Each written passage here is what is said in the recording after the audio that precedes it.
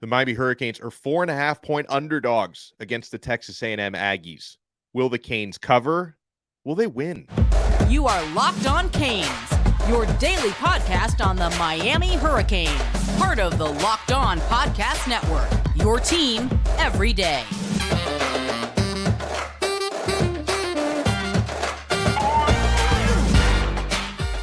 I'm Alex Donno, your host, University of Miami alumnus, longtime South Florida sports radio vet, and contributor to allhurricanes.com. And thank you so much for making this special episode of Locked On Canes your first listen. We're available free wherever you get your podcasts and available free on YouTube.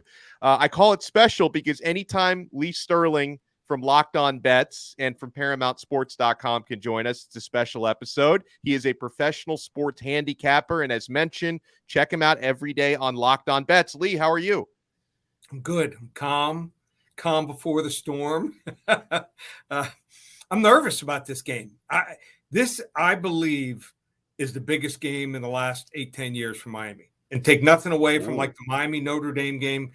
You have two 5-7 teams that I think are vastly improved that need a win. We lose, we're going to hear, here we go again, overrated. If we can beat A&M, you're going to probably see some calls for them to buy out Jimbo Fisher, which I would love. I think it's an overreaction. I think both teams are much, much better than they were last year. Last year, we went into this game without Restrepo, and it was huge. Not just on offense, on special teams. That was the one turnover in the game where Stevenson dropped the punt. That's right. So, and they had a ton of suspensions and injuries going into that game.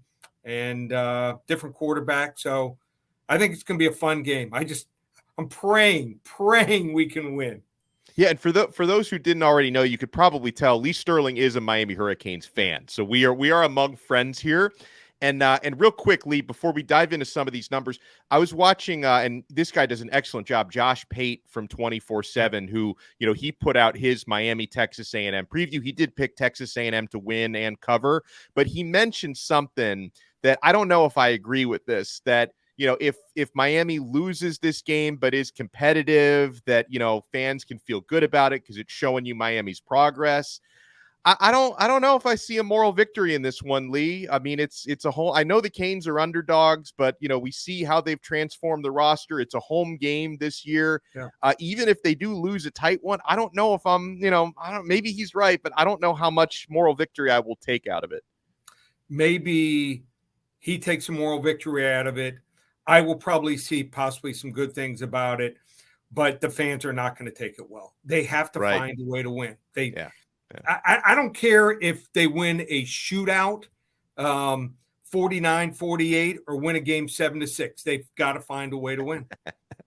Amen to that. And as I mentioned, the Aggies are 4.5-point favorites. Texas A&M minus 4.5, which means the Hurricanes at plus 4.5 or 4.5-point underdogs on this one. Let's start there, Lee. And this seems like this line has moved around a lot within the last week. I remember seeing it at 7.5, then as close as 3.5, and now seems to have settled around 4.5. What are you thinking here? So, full disclosure, I did get a lot of money in at 7.5. Smart.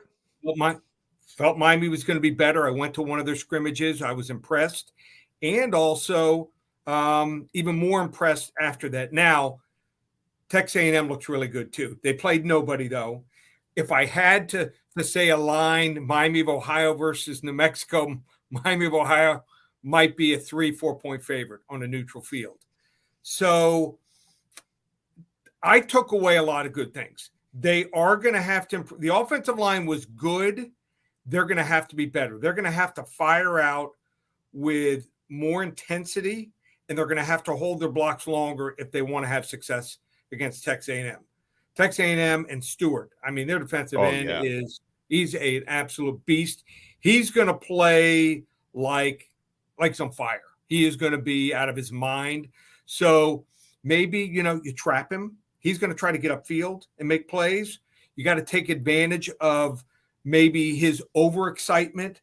They have two guys, I think, that are weak on their defense. If I'm going to attack them, and I watched their game twice, number 24, their weak side linebacker. He takes pass to the ball. Sometimes he overreacts, and he also is not real good at the point of attack also. I think he's their weak link in the front seven. They rotate 7, 8 guys on the defensive line. Yeah. No real weak link. And then number 7, their cornerback. I think he can be had. So those are the 2 guys. So see if they attack those guys, and that's what I would do. You know, you don't have to run every play right at number 24, but if they run 65% of the plays to his side, you'll know maybe they saw the same thing that I saw on offense. So Connor Weigman is much better than Johnson last year. Johnson was a manager, game manager. I don't think they attempted to pass him more than 20, 25 yards downfield.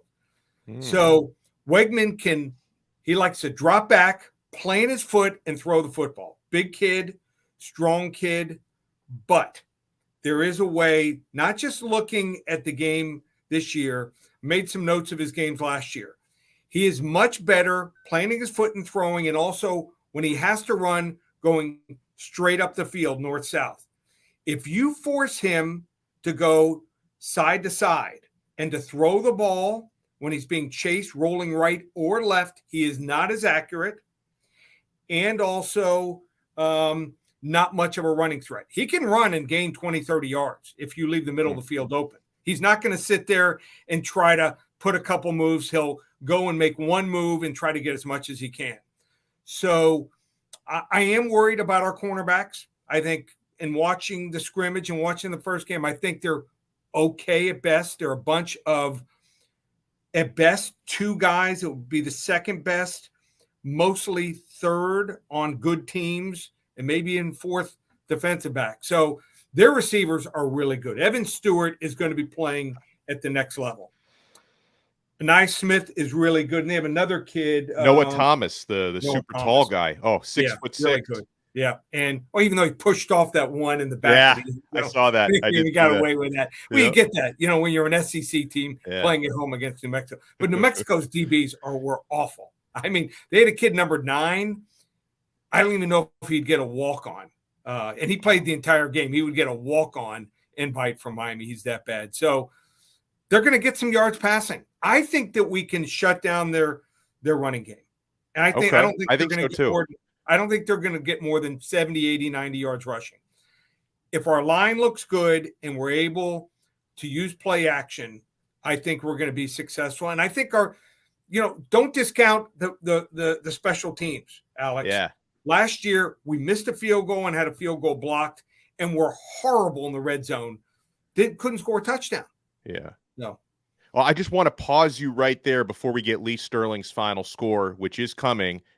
We are brought to you by FanDuel. Folks, get ready for the NFL season with incredible offers from FanDuel, America's #1 sportsbook. Of course, we're all over Miami and Texas A&M. Hurricanes are 4.5-point underdogs. And right now at FanDuel, new customers can bet $5 and get $200 in bonus bets guaranteed. Plus, all customers who bet $5 will get $100 off NFL Sunday ticket from YouTube and YouTube TV. That's a deal right there. Now is the best time to join FanDuel. The app is easy to use. You can bet on everything from spreads to player props and more. So visit FanDuel.com/lockedon and kick off the NFL season with an offer you won't want to miss. FanDuel, official partner of the NFL.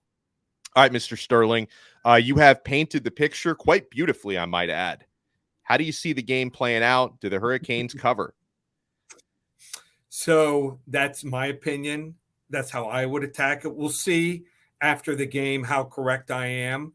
I think if they go at it that way, I think we have a good chance of being successful. Here's the difference in the game. Home field. I think Miami was rattled last year a little bit. The crowd took Miami out of it. I mean, Miami getting the plays in and out was horrific. I mean, they were snapping the ball. We had a bunch of illegal procedure, snapping with 1 second to go. You snap the ball 1 to 2 seconds to go in the count, defense has an advantage. I think the home field advantage, it's not 100,000 people. The stadium holds 65. I think they'll have 8 or 10,000 fans. I think we're going to have close to 50 of our fans. And I think our fans are going to be loud. I think except for maybe Notre Dame and Virginia Tech that one year when we were undefeated up to like 10-0 at one point, I think they're going to be the difference here. I like Miami 27-24 over A&M. I like it. And by the way, just so we're clear on this, you and I were talking a little bit about this off air. A lot of people are curious about the over under the total, over under 51.5. Thing is, like, I see a lower scoring game, Lee. I'm not sure where you fall on this. Well, that's 51, so you only have a half point to spare there. Oh yeah, it's a good point. Yeah. But also great athletes on the field. You know, Colby Young, I pointed him out when I went to the scrimmage. He looked incredible. I think he's a next level guy. Having Restrepo back makes a big difference here. I think both defenses were improved. If I had to take a side, I would lean to the under, but I think Miami, even at 4.5, is still the best bet. I like it. Lee Sterling, ParamountSports.com is his website. In fact, Lee, tell the people what they can find this week at ParamountSports.com. Week 1 NFL coming up. Yeah. So I rate my selections from 10 to 50 units, and we don't release a whole lot of 40 to 50 unit plays in football or UFC, which you follow, baseball, basketball, or hockey. Football alone, even better in UFC. We're on 15-2 run right now in 40 to 50 unit plays. But in football, 15 years, we are now 61-20 on our 40 to 50 unit plays. I have an NFL. I've never released a 40 to 50 unit play the first week of the season, but I found, I think, the perfect situation. Anyone wants to get it, go to ParamountSports.com. We have the September to Remember special. 4 weeks of games, college and pro. Generally, you'll get about 11 to 14 games a week, just $297, including this 40 to 50 unit selection. And you need to use coupon code SAVE100 or get the entire season, $300 off. Use coupon code SAVE300, ParamountSports.com, or call me 800-400-9741. I love it. And you can also listen to Lee every single day with our boy Q, Locked On Bets, which is an awesome resource right here on the Locked On Podcast Network. And thank you so much for making Locked On Canes your first and second listen today. And we will talk to you again tomorrow. Busy Friday coming up, including Locked On College Football Kickoff Live. I'll be a part of that again from 11 a.m. to 1 p.m. We'll have our Locked On Canes episode coming out on Friday morning around 9 a.m. So we will talk to you next time on another episode of Locked On Canes, part of the awesome Locked On Podcast Network, your team every day.